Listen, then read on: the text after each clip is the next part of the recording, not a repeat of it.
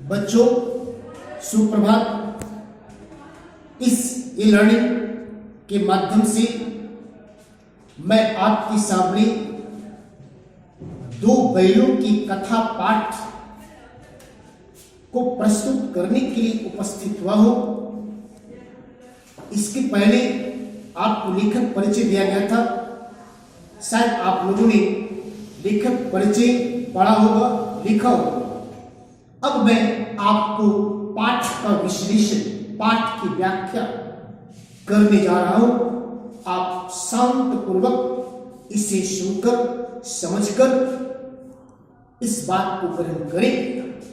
बच्चों, इस पाठ का नाम है दो बैलों की कथा। इस पाठ में सिर्फ दो बैलों की कथा की बात नहीं कही गई, दो बैलों को एक प्रतीक माना गया है। इस पाठ में मुंशी प्रेमचंद ने पशुओं को आधार मानकर एक वैसी बात कही है जिसमें कि हम सभी जानते हैं कि स्वतंत्रता के लिए संघर्ष करना अनिवार्य होता है। जैसा कि इस पाठ में हीरा और मोती ने किया। दूसरी बात, पशुओं के बीच एक मानवीय प्रेम को भी प्रदर्शित किया गया कि पशु से हम मनुष्यों का संबंध कैसा होना चाहिए। दो बैलों की कथा एक भावनात्मक कहानी है। इस कहानी के माध्यम से लेखक ने किसानों और पशुओं के बीच भावनात्मक संबंधों एवं स्वतंत्रता प्राप्ति हेतु संघर्ष की आवश्यकता पर प्रकाश डालने का काम किया है। जानवरों में, बच्चों आप सभी जानते हो कि जानवरों में गधी को सबसे मूर्ख पशु माना जाता है। वह बिल्कुल सीधा होता है, उसमें यह पदवी सीधेपन की उसे दी गई। इसमें उसमें सहनशीलता भी होती है। एक शब्द आया है आपके प्रथम पृष्ठ में, वो शब्द है सहिष्णुता। सहिष्णुता जिसका अर्थ होता है सहने की क्षमता।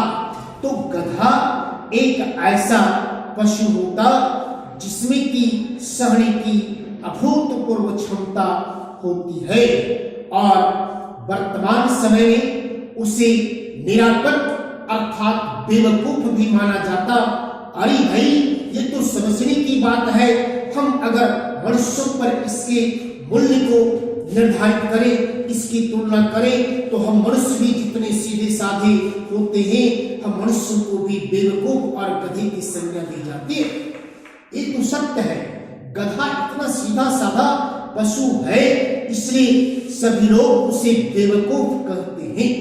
इससे भी सुख सीख लेना है, अर्थात ज्यादा सीधा होना भी जीवन में खतरा है। इसलिए संघर्ष करना अनिवार्य है, परंतु सीधा होना उचित नहीं है। आइए अब इस पाठ के माध्यम से मैं आपको और आगे की ओर ले चलता हूं।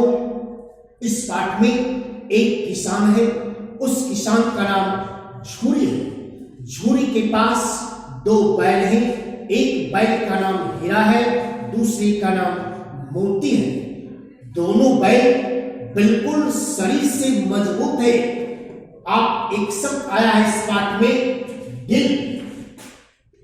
दिल दिल का अर्थ होता है कद, अर्थात वो अपनी शारीरिक अवस्था में ऊंचे कद के थे, मजबूत थे।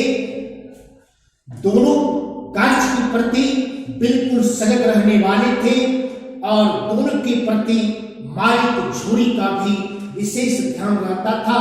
उसके खान पान रहन सहन तमाम तरह की व्यवस्था उसके साथ सुंदर रूप से की जाती, अर्थात वह दोनों बैल शारीरिक रूप से भी अत्यंत ही मजबूत थे। देखिए, इस दोनों बैलों से हमें यह भी प्रेरणा लेना है कि एक पशु होकर कितना प्रेम के भाव को प्रदर्शित करते, कितने मैत्री भाव से रहते, अर्थात हम दो व्यक्तियों को भी, हम दो भाइयों को भी पारिवारिक संबंधों में भी अन्य अन्य लोगों के साथ भी प्रेम की भावना को प्रदर्शित करनी चाहिए। दूसरी की तरफ हम ले चलते तो पशु एक मूर्ख प्राणी होता है और पशु की भाषा को पशु ही समझता है, परंतु अगर हम पशु के पास रहकर, हम उसके नजदीक रहकर, हम उसके पास रहकर उसकी सेवा शुश्रूषा को पूर्ण मात्रा में देखभाल करते हैं तो हम मनुष्य भी उसकी भाषा को आसानी से समझते। एक बार की घटनाक्रम है कि झूरी के पास दोनों बैल बिल्कुल उसके बथान पे पड़े थे, बंधे थे, स्वस्थ थे और प्रसन्न थे। एक बार की बात है कि उसका एक साला था जिसका नाम था गया। वह गया जबरदस्ती उन दोनों बैलों को अपने घर ले जाता है। घर को ले जाता, जब वो घर ले जाने के क्रम में रास्ते में चलता है तो हीरा और मोती अपने मालिक को छोड़कर अन्यत्र जाना नहीं चाहता, क्योंकि वो जानता है कि जो प्रेम हमें मालिक से मिल रहा है वो प्रेम हमें कहीं और नहीं मिल पाएगा। इसलिए हीरा और मोती जाने में असमर्थता को व्यक्त कर रहा है, परंतु वह मनुष्य के रूप में गया जबरदस्ती उसे अपने घर ले जाता।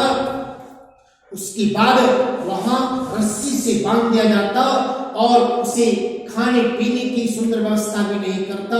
हीरा मोती तो बहुत उदास हो जाता है, किसी तरह रहता है और उसे कठिन कार्यों में लगा दिया जाता। अरे भाई, उसके पेट में तो एक अन्न भी नहीं तो और काम में उसे लगा दी जाती तो बेचारा काम कितना करता, काम करने में थोड़ा पिछड़ जाता, अंदर में विद्रोह कोई बात रहती, उसको उसके साथ संघर्ष करने की बात रहती। इस प्रकार से वो बहुत दिनों तक तो रहा, लेकिन हीरा और मोती प्रसन्न मुद्रा में नहीं रहता था। झूरी की पत्नी को ऐसा लगा कि इसके साथ उचित व्यवहार नहीं होना चाहिए, तो इसके लिए झूरी की पत्नी भी थोड़ी सी गलत विचार की थी। वो भी अपने बैलों के सुंदर ढंग से सही व्यवहार नहीं करती थी, तो झूरी की पत्नी के कहने पर ही झूरी अपने बैलों को जाने दिया।